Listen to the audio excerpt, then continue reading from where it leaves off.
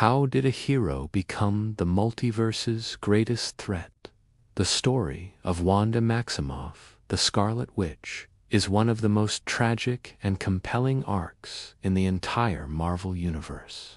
It's a journey defined by devastating loss, unimaginable power, and a desperate search for a family she could never truly have. To understand the Scarlet Witch, you have to understand the woman behind the magic Wanda.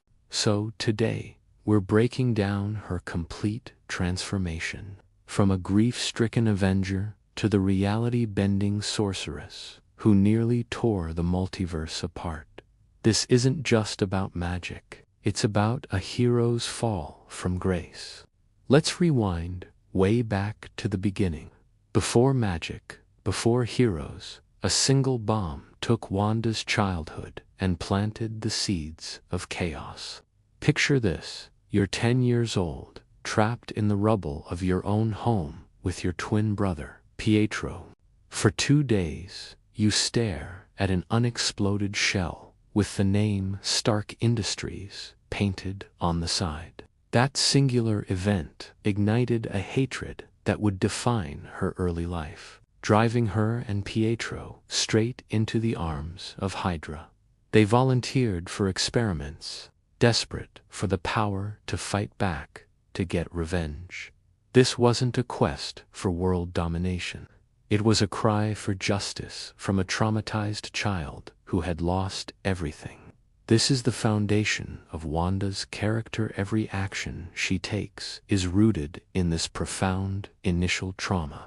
Her path eventually led her to the Avengers, but peace was never truly in the cards. In the chaos of Ultron's attack, she lost her other half, her brother, Pietro. Just as she was finding a new purpose, a new family, the universe ripped it away. This cycle of loss is what makes her story so heartbreaking.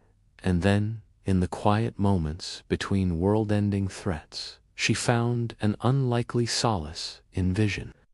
Vision was just a partner. He was the one thing that made Wanda feel whole in a broken world.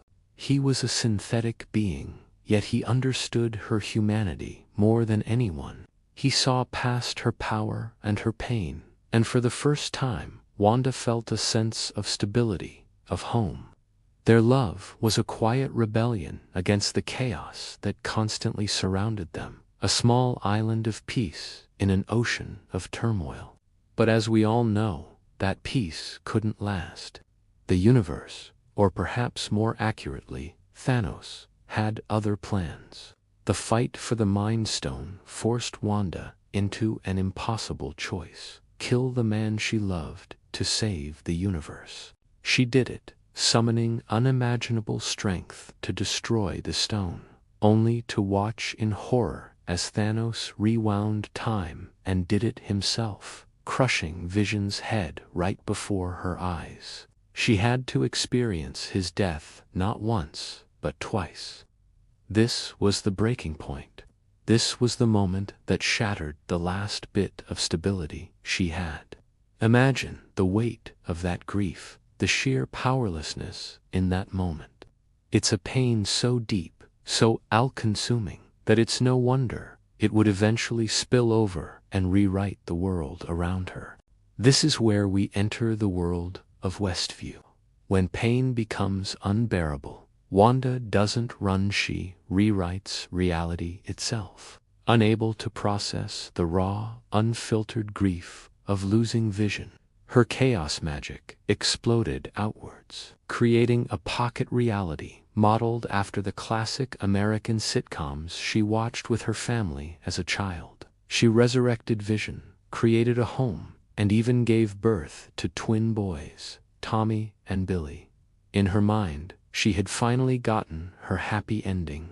But this wasn't a conscious, malicious act at first. It was a trauma response on a cosmic scale. She wasn't trying to hurt anyone. She was just trying to build a world where she didn't have to feel the pain of her own. Westview was her sanctuary, her escape. But a perfect sitcom life hides a horrifying truth. Everyone else is trapped inside her grief. The residents of Westview weren't actors in her show. They were unwilling participants, their minds controlled, forced to live out Wanda's suburban fantasy. They were puppets in her play, feeling her sorrow in their quiet moments, sharing her nightmares. This is the dark side of her coping mechanism. While Wanda enjoyed her picture-perfect life with Vision and the boys, the townspeople were prisoners in a psychological jail. The illusion of happiness was built on the suffering of thousands. This is the central conflict of WandaVision. Can one person's happiness be justified if it's built on the misery of others? For Wanda, the answer, for a time, was yes. The events of Westview culminated in a confrontation with the witch Agatha Harkness, and it's here that Wanda's true identity is finally revealed.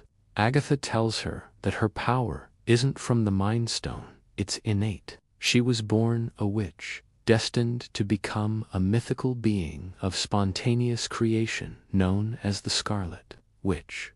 Wanda isn't learning magic, she's remembering who she was always meant to be. This is a monumental shift. She goes from being a girl who was experimented on to a cosmic entity of prophecy.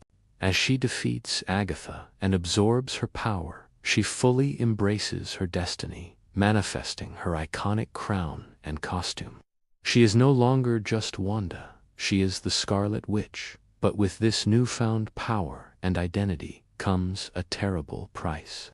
To free the people of Westview, she has to let go of her perfect world, which means watching Vision and her children disappear all over again. Her story doesn't end there. In the post-credits scene of WandaVision, we see her in isolation, studying a powerful book of dark magic known as the Darkhold. She's not just learning, she's desperately searching for a way back to her sons, whose voices she can hear crying out for help. This is where obsession begins to fester. Searching for her children, Wanda crosses the line from hero to unstoppable threat. The Darkhold corrupts its user, twisting their desires into dark obsessions. And for Wanda, that obsession was her children. It whispered to her that her children were real, suffering somewhere in the multiverse, and that only she had the power to save them. The book preyed on her deepest wounds, the loss of her family, and transformed her grief into a relentless, destructive mission. This brings us to Doctor Strange in the Multiverse of Madness. Fully corrupted by the Darkhold, the Scarlet Witch is no longer the Wanda we knew. She has one goal: to find a universe where her boys are alive and take the place of that universe's Wanda, even if it means killing anyone who gets in her way, including the young hero, America Chavez. Her rampage across the multiverse is horrifying. She tears through the defenses of Camartage and single-handedly slaughters the Illuminati of Earth 838, some of the most powerful heroes in their reality. She has become a force of nature, an engine of destruction fueled by a mother's love twisted into something monstrous. She is no longer just a threat. She is, as she says herself, the monster. The climax is a heartbreaking mirror image. Wanda finally reaches a universe where her boys are happy and safe, but when they see her, they don't see a mother. They see a monster. They are terrified of her.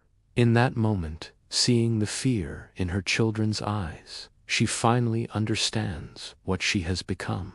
The Darkhold's influence shatters. In the end, the most powerful witch chooses destruction not to rule the multiverse, but to end her own nightmare. She realizes the Darkhold will always be a threat, corrupting anyone who uses it. So, in a final act of sacrifice, she brings down Mount Wundagore upon herself, destroying every copy of the Darkhold across the entire multiverse. She sacrifices herself to save everyone from the monster she became.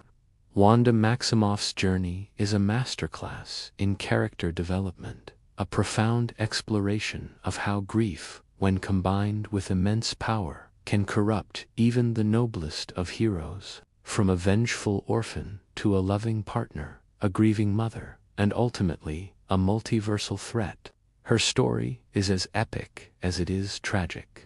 While her fate is currently unknown, her legacy as the Scarlet Witch is forever etched into the fabric of the Marvel Cinematic Universe. What do you think? Is Wanda a villain or a victim of her own power and pain? Let me know your thoughts down in the comments. Thanks for watching, and don't forget to like and subscribe for more deep dives into your favorite characters.